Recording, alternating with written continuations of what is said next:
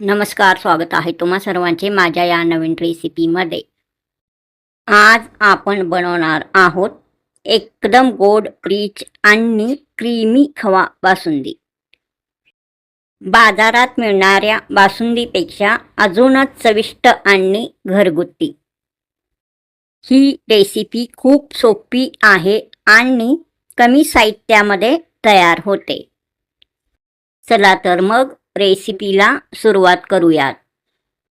एकदम गोड, रिच आणि क्रीमी खवा बासुंदीसाठी लागणारे साहित्य आता आपण बघणार आहोत.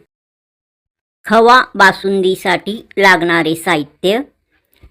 खवा बासुंदी करण्यासाठी खवा तर लागतोच. खवा घातल्यावर हा बघा, असा बासुंदी तयार होतो. हा बघा, एकदम टेस्टी असा बासुंदी तयार होतो.